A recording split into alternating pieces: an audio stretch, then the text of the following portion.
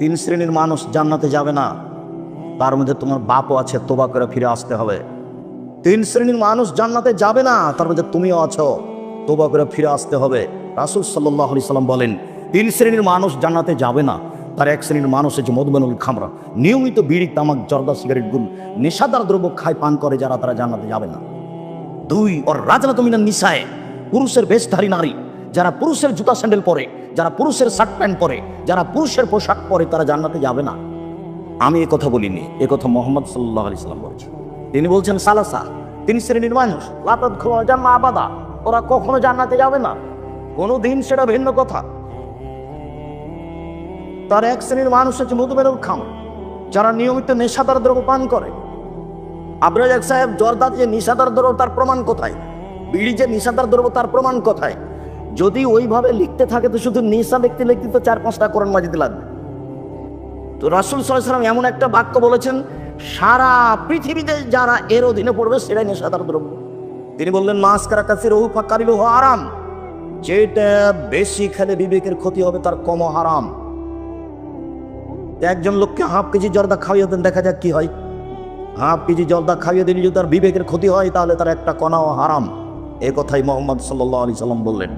অতএব বিড়ি, তামাক, জর্দা, সিগারেট, গুল, নেশাদার দ্রব্য পান করলে তার ফলাফল জাহান্নাম, এর ব্যবসাও হারাম।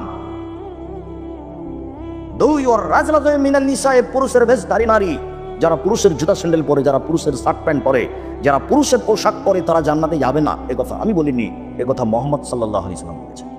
তিনি বলেন, ও দায়ুস আলাযী কুরবি আলাল খাওয়াসা, দায়ুস যে তার বাড়িতে বেহায়াইর সুযোগ দিয়েছে তোমার বাপ।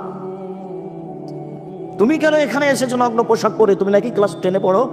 তুমি একটা মেয়ে মানুষ, তোমার নামটা ভালো, তোমার বাপ মা সাধ করে নাম রেখেছে, তোমার বাপ মা লজ্জাবোধ করে না, ইতস্তবোধ করে না, লজ্জা বেঁচে খেয়েছে। লজ্জার হিসাব নিকাশ নেই, লজ্জা বেঁচে খেয়েছে। লজ্জা কি জিনিস? লজ্জা শুধু শব্দ।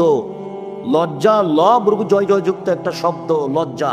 এর আবার বাস্তবতা আছে, এটা তোমার বাপ জানে না। এর বাস্তবতা আছে, এটা তোমার মা জানে না। এর বাস্তবতা আছে, এটা তুমি জানো না। যার কারণে তুমি এই শীতের দিনে মাথায় কাপড় না দিয়ে বসে আছো। তুমি ক্লাস 10-এ পড়ো। কি দেখাতে যাচ্ছ আমাকে? কি বোঝাতে চাও? তোমার জন্য এসেছি। তোমার সাথে আন্তরিকতার অভাব নেই, তোমাকে ভালোবাসি, তোমার আব্বাকে ভালোবাসি। তোমরা মুসলিম, আবার হয়তোবা আহলে হাদিস পরিবার, আকীদার অভাব নেই, অনেক ভালো। এরপরে এইভাবে তো জান্নাত কিনা যায় না। রাসূল সাল্লাল্লাহু আলাইহি সাল্লাম বলেন, সিনফানে লা রাহমান সিনফানে মিনা আহলিন নার লামা রাহুমা, দুই শ্রেণীর মানুষ আছে, ওরা জাহান্নামে যাবে, আমি তাদের দেখিনি। দুই শ্রেণীর মানুষ ওরা জাহান্নামে যাবে, আমি তাদের দেখিনি। দুই শ্রেণীর মানুষ আছে, ওরা জাহান্নামে যাবে, আমি তাদের দেখিনি। এক কমন, এক শ্রেণীর মানুষ যাদের হাতে থাকবে লাঠি, কাজনাবিল বাকারে গাভীর লেজের মতো, ইয়াজরুবিবান নাস্তা দিয়ে তারা মানুষকে মারবে।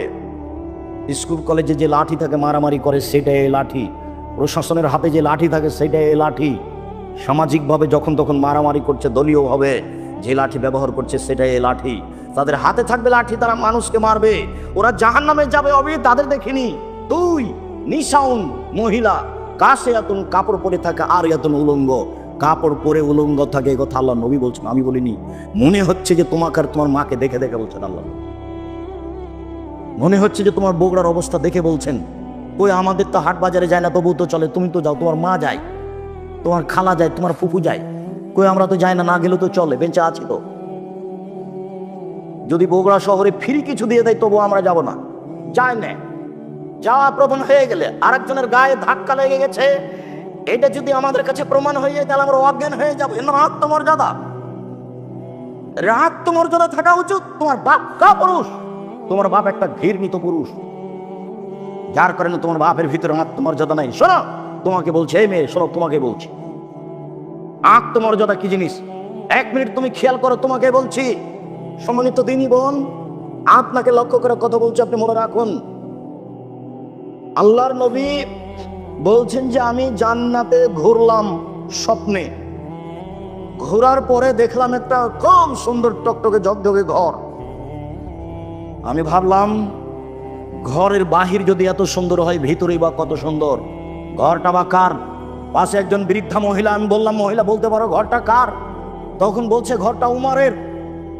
আমি মুহাম্মদ সাল্লাল্লাহু আলাইহি ওয়াসাল্লাম চিন্তা করলাম, ঘরটার ভিতরে ঢুকি, কিন্তু উমারের আত্মমর্যাদা আমার মনে পড়লো, এত বড় আত্মমর্যাদার অধিকারী মানুষের ঘরে ঢুকি কি করে? মা নাই না আমার জন্য, মোহাম্মদ সাল্লাল্লাহু আলাইহি সাল্লাম বলছেন আমার জন্য মা নাই না, এত বড় আত্মমর্যাদার অধিকারী মানুষের ঘরে ঢুকি কি করে? তিনি ঢুকলেন না। সকাল হয়ে গেল, উমারের সাথে দেখা। উমার, জান্নাতে ঘোরার সময় তোমার ঘরটা দেখলাম, খুব সুন্দর টকটকে ঝকঝকে ঘর। আমার মন চাইলো ঘরটার ব্যাপারে জিজ্ঞাসা করি। দেখি একজন বৃদ্ধা মহিলা। জিজ্ঞাসা করলাম, মহিলা বলতে পারো ঘরটা কার? মহিলা বলল, ঘরটা উমারের।